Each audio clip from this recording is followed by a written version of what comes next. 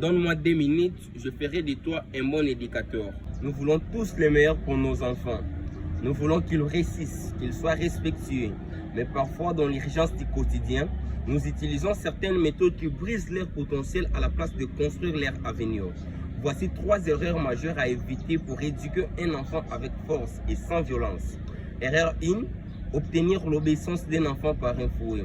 Nous pensons qu'obtenir l'obéissance d'un enfant par un fouet est une méthode bien plus efficace parce que l'enfant s'arrête instantanément. Mais attention, cette méthode brutale est une répercussion désastreuse. Là, vous enseignez la paix, mais vous n'enseignez pas la discipline. La vérité est qu'ils craignent votre main, mais ils ne comprennent pas la règle. Erreur numéro 2. Blesser son amour propre. Dire à l'enfant qu'il est nul. Rien ne tue davantage les ambitions d'un enfant que les critiques de ses éducateurs.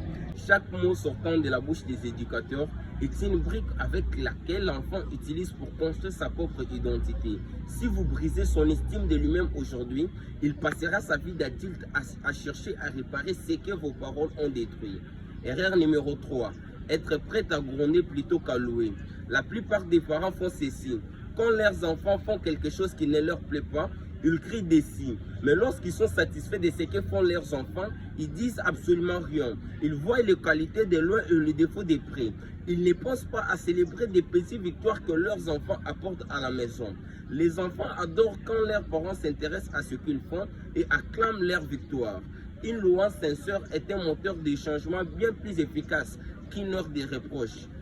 Donc, il faut retenir que éduquer, c'est guider, pas dominer. Et on ne prépare pas les chemins pour l'enfant, mais on prépare l'enfant pour les chemins.